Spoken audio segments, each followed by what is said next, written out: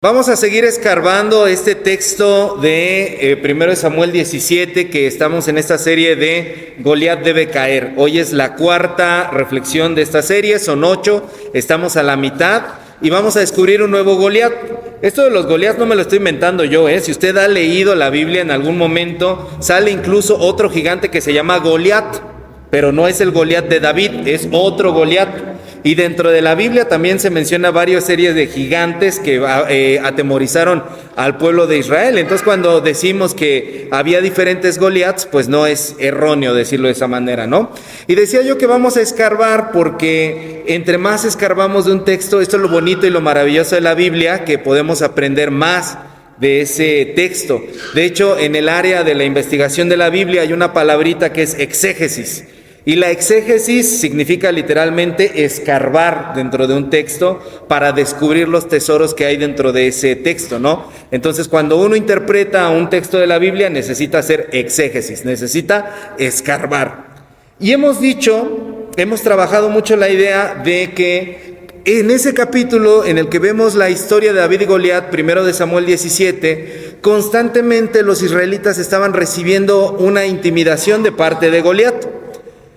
Pero hoy quiero hacer énfasis en que después de 40 días de estar recibiendo esas humillaciones de parte de Goliat, resulta que el pueblo de Israel, los soldados de Israel, ya se habían acostumbrado.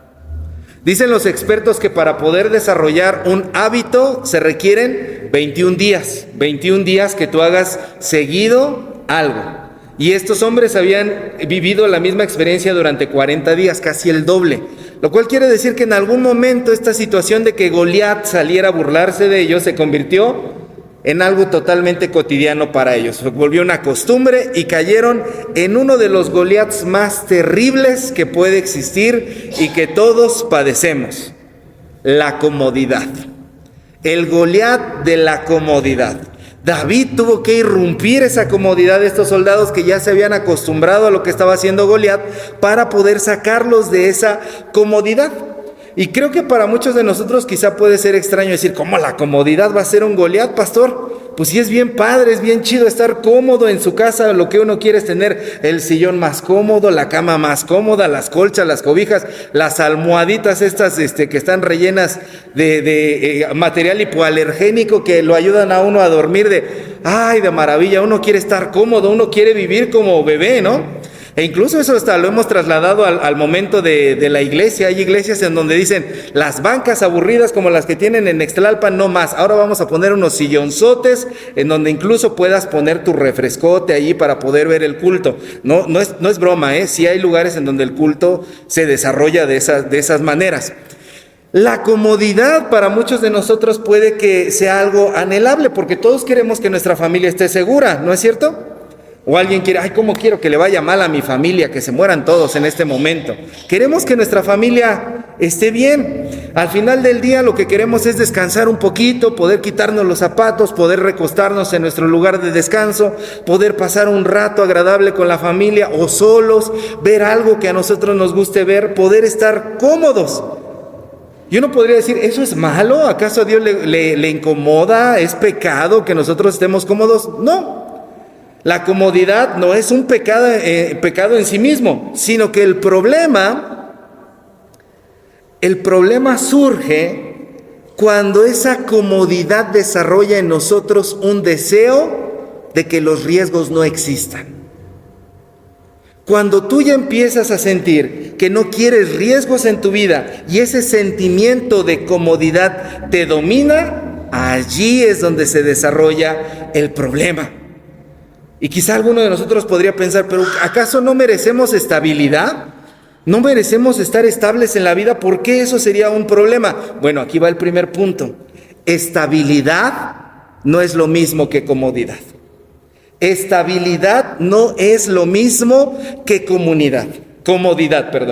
A menudo solemos confundir estos dos términos pensando que comodidad y estabilidad son dos cosas que son sinónimos, los usamos como términos intercambiables, pero eso no es cierto.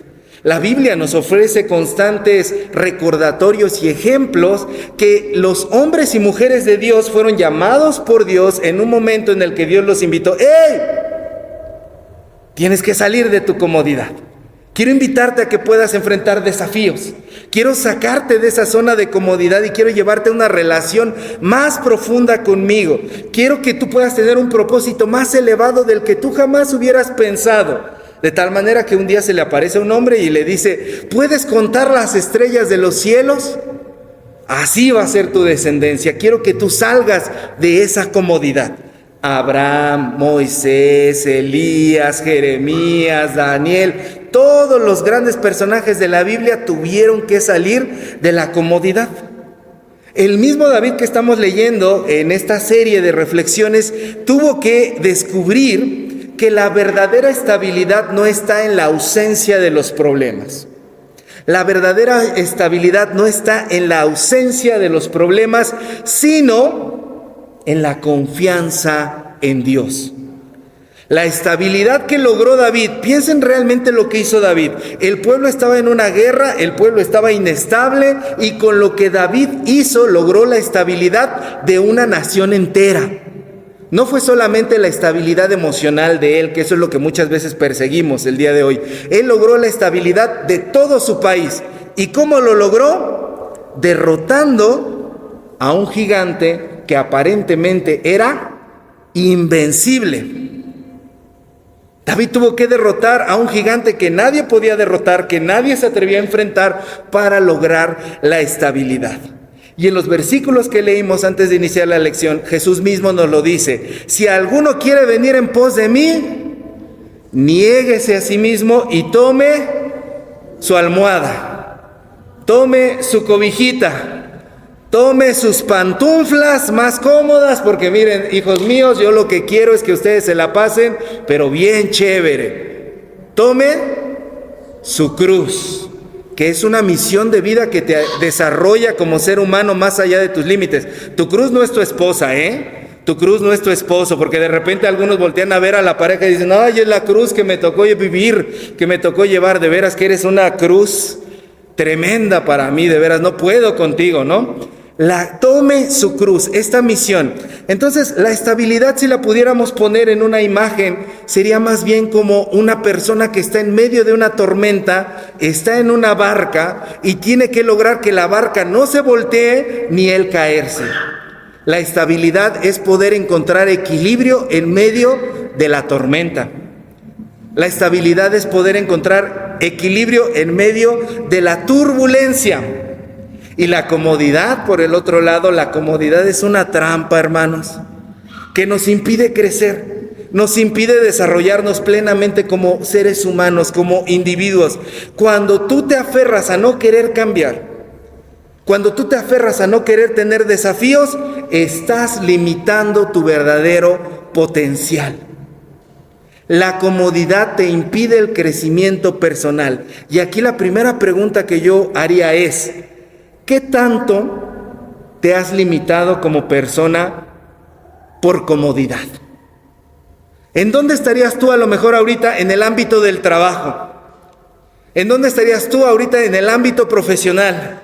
¿En dónde estarías tú ahorita en el ámbito espiritual si no te hubieras detenido siempre por comodidad?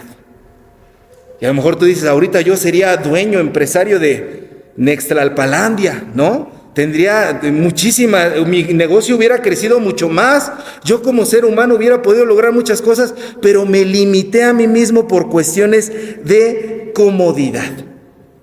La comodidad es esa trampa que te impide poder salir de ese desarrollo personal. Entonces, la verdadera estabilidad se encuentra cuando tú puedes desafiar y derrotar esos problemas y eres capaz de adaptarte. Incluso los científicos dicen, ¿no? ¿Quién sobrevive? ¿Sí saben quién sobrevive? El que se adapta. No sobrevive el más fuerte, sobrevive el que se sabe adaptar. Por eso algunas especies de insectos han logrado pasar por un montón de eras geológicas, más que seres como los tiranosaurios, ¿no? Que se exterminaron antes que algunos de estos insectos. El que sobrevive es el que se adapta, el que tiene resiliencia, el que se puede levantar después de la caída, el que puede tener determinación. Entonces, para muchos de nosotros puede ser aterrador querer salir de la comodidad. querer intentar hacer cosas nuevas.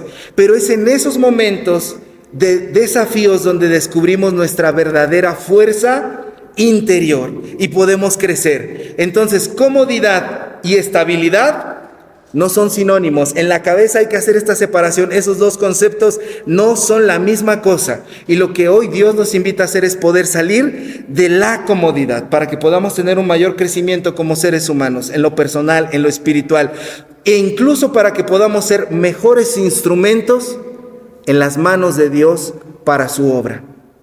Conozco muchos cristianos sinceros, de verdad, que le dicen a Dios en su corazón: Señor, yo quiero servir en tu obra. Señor, yo quiero hacer algo para ti. Señor, yo quiero que mi vida te sirva. Pero no quieren dejar la comodidad. ¿Quieres servir? ¿Quieres crecer? ¿Quieres poder hacer algo por Dios? ¿Quieres trabajar en la obra de Dios? Tienes que dejar la comodidad. Entonces, primer punto, comodidad y estabilidad no son lo mismo. Y entonces eso nos lleva al segundo punto que uno podría preguntarse. Entonces, ¿por qué nos acostumbramos tanto a la comodidad? Caramba, pues si es tan bonito, ¿por qué es tan fácil que el ser humano se acostumbre a la comodidad? Miren, la Biblia nos habla de muchos ejemplos en los cuales Dios reprende la excesiva comodidad. Quiero que me acompañen a leer uno. Vamos a leer Apocalipsis 3, por favor. Apocalipsis, capítulo 3. Y ahí vamos a ir a los versículos 15 y 16. Y aquí Jesucristo le está hablando a diferentes iglesias. En específico aquí le está hablando a una iglesia que estaba en la región de Laodicea. Y 15 y 16 lo leen conmigo. Dice: yo conozco tus obras, que ni eres frío ni caliente. Ojalá fueses frío o caliente, pero por cuanto eres tibio y no frío ni caliente, te vomitaré de mi boca. Miren, este pasaje muchas veces se malinterpreta así como de: o estás con Chana o estás con Juana, o le vas a este partido o le vas a este otro, porque la Biblia dice que Dios no quiere a los tibios y los vomita de su boca. En realidad, de lo que está hablando este pasaje es de esta iglesia que estaba en la región, esta comunidad de cristianos que estaba en la región de Laodicea. En Laodicea había aguas termales, y esas aguas termales descendían por la colina, y cuando llegaban a la parte más baja había una canaleta en donde corría el agua. Entonces los viajeros, cuando llegaban a esa canaleta, cansados en ese clima desértico tan feo, agarraban el agua, querían beberla, y cuando se la llevaban a la boca resultaba que el agua estaba tibia. Y la vomitaban, la escupían. ¡Guácala! ¿Qué es esto? Esto no me refresca, ¿no? Entonces lo que Dios les está diciendo ahí, lo que Jesús les está diciendo ahí, les está diciendo a la iglesia de Laodicea: miren, ustedes ni son aguas termales para los viajeros en donde puedan descansar sus músculos, sus huesos, relajarse, baño, sauna, ¿no? Y no son agua fresca que puedan tomar para refrescarse. No ayudan a la gente ni de una forma y no ayudan a la gente de la otra forma. Son tibios. Y el agua tibia no sirve más que para ser vomitada. Ni haces una cosa, ni haces la otra. Estás cómodo sin moverte. Estás cómodo sin cumplir la voluntad de Dios ni el propósito de Dios en tu propia vida. Y ahí Jesucristo les habla de una manera muy fuerte: te vomitaré de mi boca. Yo no quisiera que Jesús me dijera eso a mí, ¿no? Así como de: Mario, no haces ni una cosa ni otra, yo te vomitaré de mi boca. Yo cuando vengo a tener comunión con Dios, yo lo que quiero que me diga el Señor es que me bendice, ¿no? Señor, bendíceme. Pues no, te voy a vomitar de mi boca. ¿Por qué? Porque el Señor lo que está diciendo ahí es: las personas, las iglesias que viven en esa comodidad no pueden alcanzar el verdadero propósito de Dios en sus vidas. Y también la Biblia nos revela que la naturaleza del ser humano, esta naturaleza pecaminosa que tenemos, nos hace siempre optar por lo más fácil y lo más placentero, evitando el sacrificio. Y no podemos crecer espiritualmente por eso.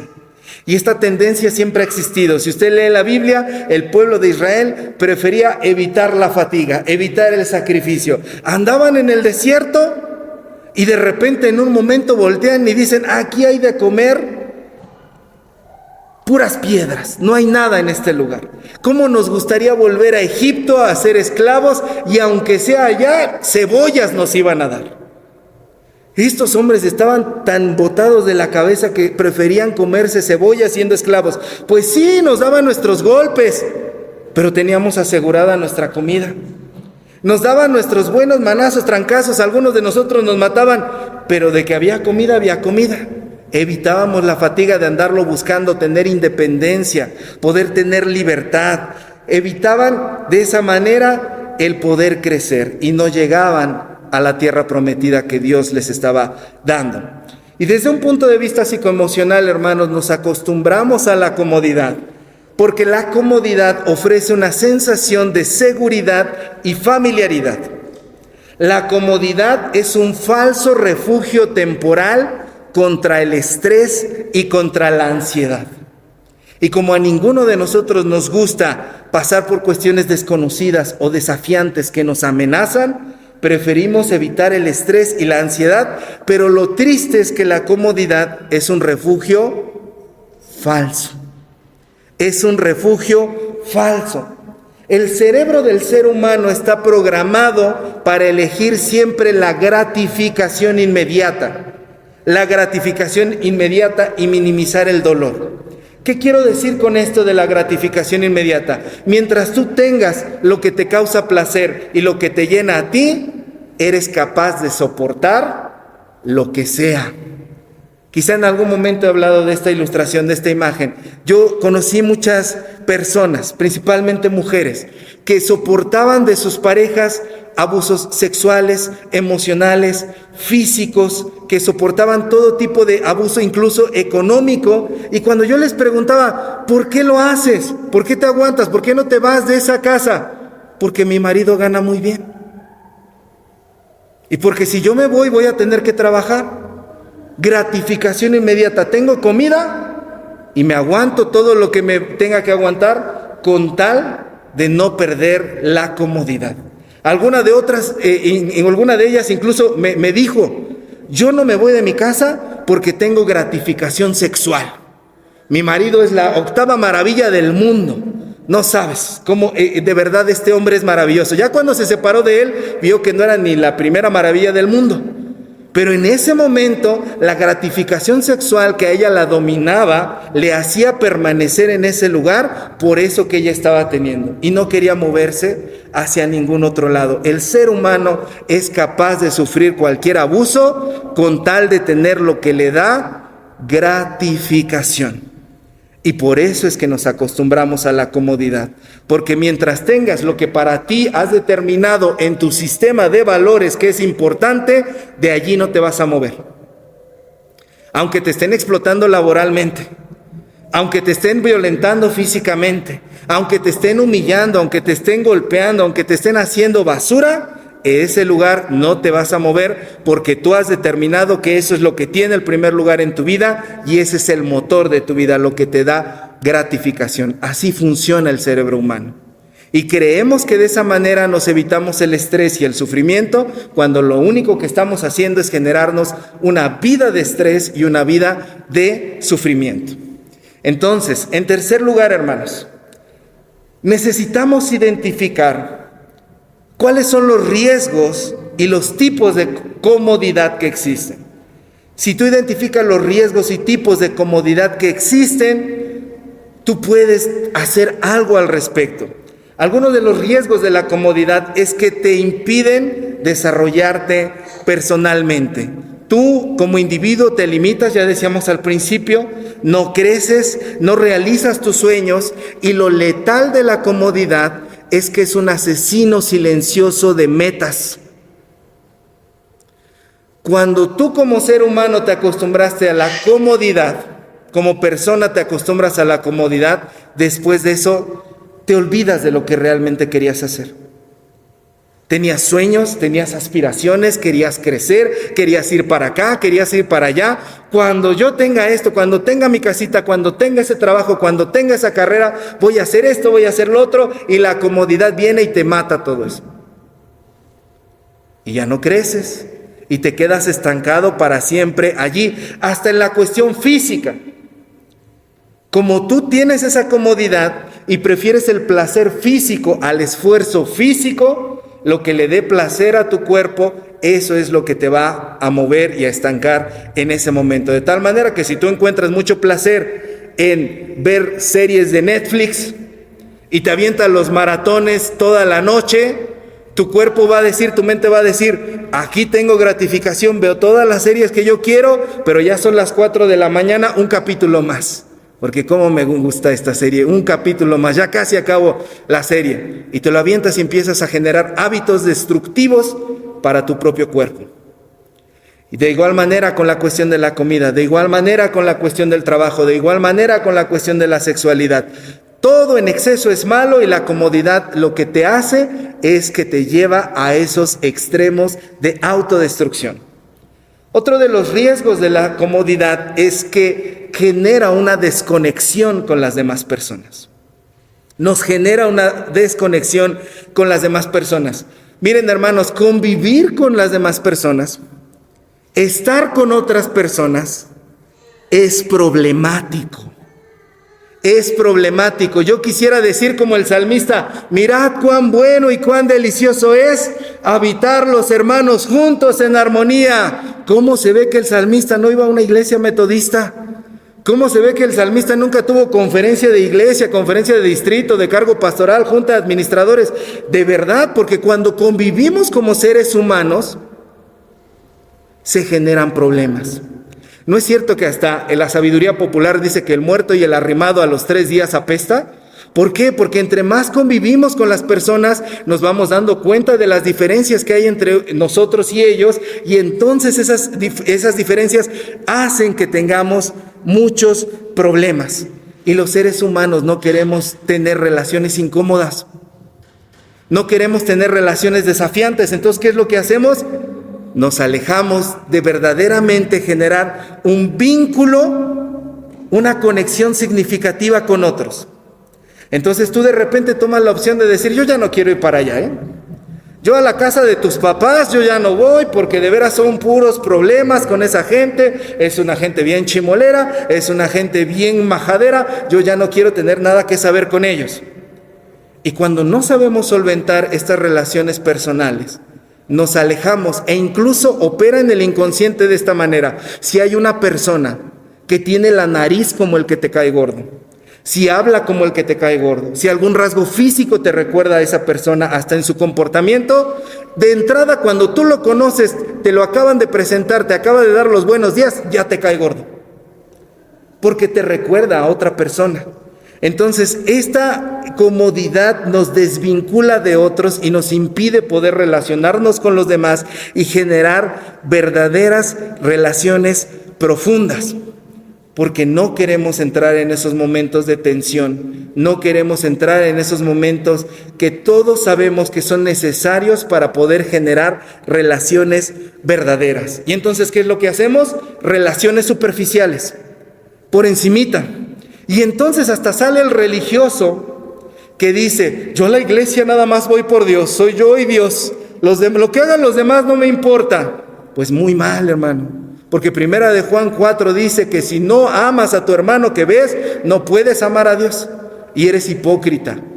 Eres hipócrita, así lo dice la Biblia, eres hipócrita, no es cierto. Esa es una mentira que nos han metido en la cabeza de que nada más venimos a buscar a Dios y los demás no nos importan. Al contrario, la adoración que le tenemos a Dios se demuestra en nuestras relaciones con las demás personas. Y de repente hay personas que dicen, es que yo llego a un lugar y hay problemas, llego a otro lugar y hay problemas, llego a otro lugar y hay problemas. En todos lados resulta que siempre tienen problema conmigo, pues el problema eres tú.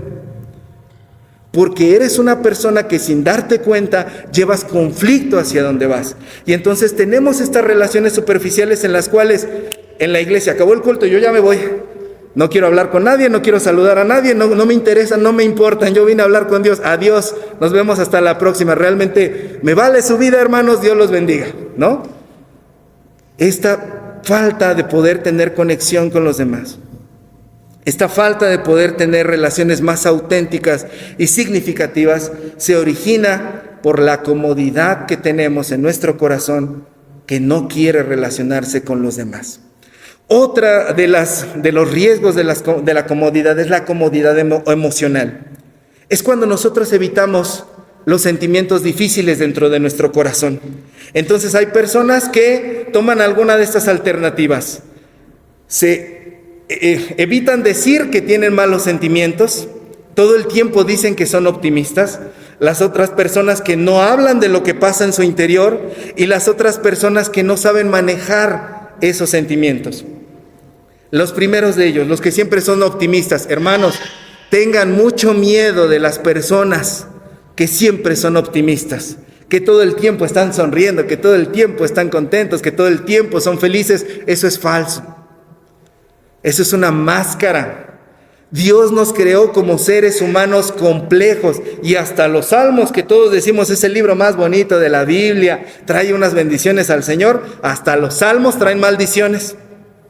Hasta los Salmos traen oraciones en contra de otras personas y traen el sentimiento de algunos que están teniendo por la dificultad de lo que están pasando. No es cierto que todo el tiempo podamos estar felices.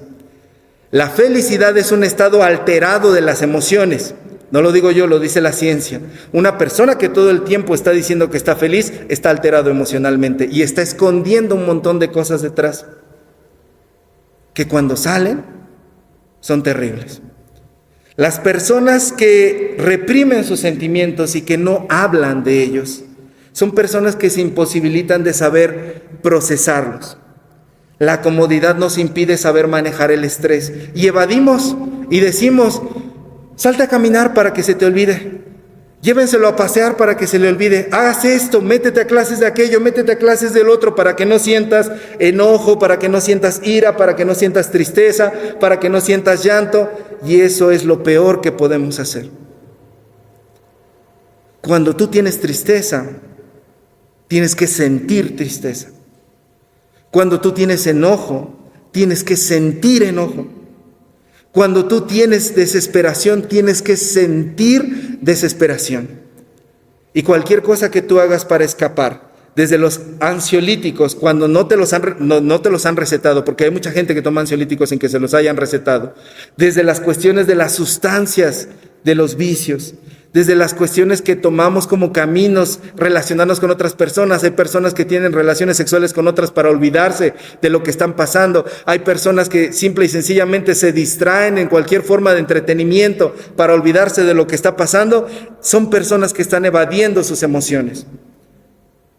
Y te puede dar un alivio temporal, pero es temporal y no es una solución. A largo plazo eso te daña porque no te enseña a afrontar tus emociones. Los cristianos tenemos un recurso de primera mano para poder manejar nuestras emociones. Cada vez que tú tengas una emoción difícil, lo que tienes que hacer es orar. La oración es la canalización de nuestras emociones. Oramos para poder canalizar nuestras emociones.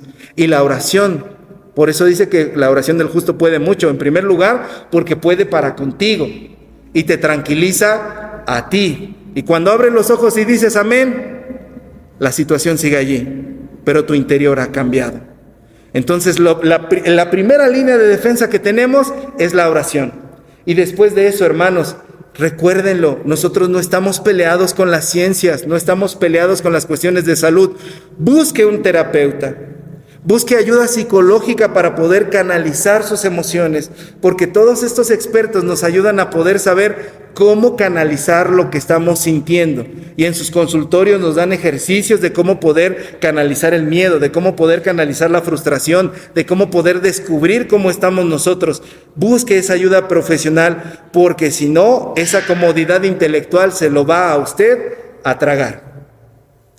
Una forma más en la que se manifiesta la comodidad es la comodidad intelectual. Cuando usted se aferra a creencias de manera preconcebida, cuando se aferra a prejuicios porque usted dice, pues así me lo enseñaron en mi casa. Pero ¿qué cree, hermano? El mundo sigue girando y los años siguen avanzando y la modernidad se está desarrollando y usted tiene que ser capaz de comprender lo que pasa allá afuera. Y tiene que ser capaz de cuestionarse sus propias creencias y decir, a lo mejor así lo aprendí en casa, pero cosas que me dijo mamá, cosas que me dijo papá, están bien y algunas otras están mal. Y tengo que cuestionarme a mí mismo y poder razonar y descubrir y plantearme qué cosas de mi pensamiento yo tengo que cambiar. No todo lo nuevo es malo. No porque algo esté en la chaviza de moda significa que eso es algo que debemos de rechazar. No porque una idea nueva traiga a la sociedad significa que es algo que debemos de rechazar. No, al contrario, tenemos la necesidad como seres humanos de crecer intelectualmente. Y la comodidad intelectual también nos hace vivir anclados a un pasado que ya no existe. Por último, el mayor riesgo de la comodidad es el estancamiento espiritual. El estancamiento espiritual nos impide desarrollar una relación profunda de fe con Dios, y sobre todo en iglesias con las características como la de nosotros, como la iglesia metodista. Esto es algo peligrosísimo, porque el metodismo es una religión heredada en la gran mayoría de los casos. Es una religión que se transmite a través de las familias. Y esta cuestión nos impide a veces cuestionar nuestras creencias, profundizar en ellas. Hay gente que solamente viene porque es la tradición familiar, porque aquí vino toda su familia. Es la comodidad de que nunca se preguntan por qué vengo, qué es lo que creo, cuáles son las doctrinas del metodismo, cuáles son las bases del metodismo, por qué esta iglesia y por qué no otra. ¿Por qué hacemos las cosas como hacemos, incluso como congregaciones? A mí me tocó, estando en iglesias pentecostales, que las iglesias pentecostales que son de creación más reciente, que tenían algunas 30 años, 20 años, 10 años incluso, se sorprendían mucho porque ellas pensaban que la iglesia siempre había sido de la manera en la que ellos eran iglesia. Y cuando de repente por ahí veían a una iglesia que no era igual, que cantaba himnos y no alabanzas de ellos, que de repente tenían rituales como los que nosotros tenemos en la iglesia, se super sacaban de onda, así como, caray, ¿qué es esto? Esto nosotros no lo conocíamos, ¿por qué están metiendo esto en la iglesia? No, a ver, aquí los que llegaron después son ustedes. Esto se ha hecho en la iglesia siempre así. Y a veces nosotros como metodistas también pecamos de eso. Creemos que nuestra manera particular de ser iglesia es la única manera que existe.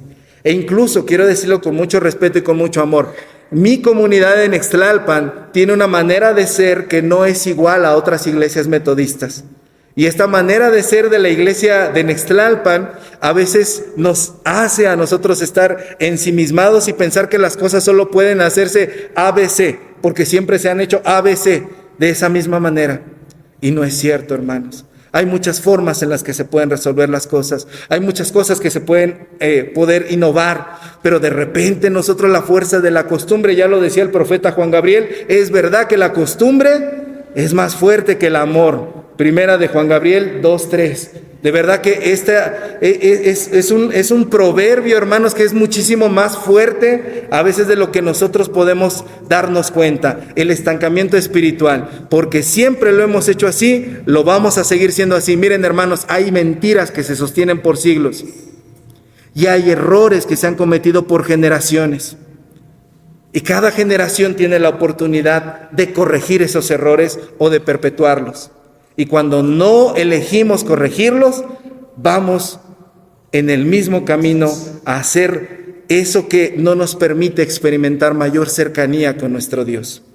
Entonces, hermanos, para poder vencer a este Goliat de la comodidad, que al principio decíamos para algunos puede ser inofensivo, pero espero que después de lo que hemos dicho nos demos cuenta que realmente no es inofensivo. Es uno de los más letales. Es uno de los más silenciosos y es uno de los que cuesta más trabajo vencer porque se requiere mayor participación activa de nosotros. Hay Goliats que nuestro Señor Jesucristo derrota totalmente, pero este implica que lo que ya hizo Cristo genere una respuesta en nosotros. Y si usted no da esa respuesta para poder vencer la comodidad, ese Goliat se sienta en su sillón, se sienta en su sala y va a hacer con usted lo que usted quiera. Cuando nosotros podemos identificar nuestra comodidad, podemos dar un paso para poder derrotarlo. Podemos ver de qué pie cojeamos para poder buscar las áreas en las que estamos evitando el desafío y poder tomar acciones al respecto. Cuando yo reconozco que he permitido comodidad en algún área de mi vida, puedo dar un paso hacia una vida más plena, hacia una vida más dichosa, una vida más feliz, una vida más llena de la presencia de Dios, más llena de lo que Cristo quiere hacer en mí.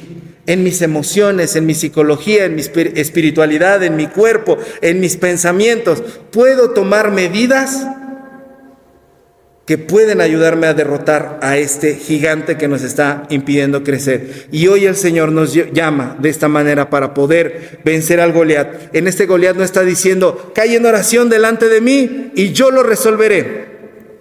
Lo que dice Jesús para poder vencer este Goliat es, si alguno quiere venir en pos de mí, niéguese a sí mismo y tome su cruz. Te toca, yo ya hice lo que tenía que hacer. Ahora tú tienes el poder y la capacidad de vencer a este Goliat de la comodidad. Y Dios quiere darnos la victoria. Así que tome la victoria de Dios en sus manos y venza la comodidad que lo está destruyendo. Amén. Póngase de pie, vamos a orar.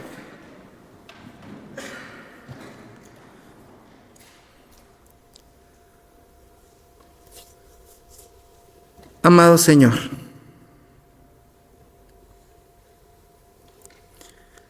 este Goliat viene a nosotros con espada y con jabalina, pero nosotros vamos a él en el nombre de Jehová.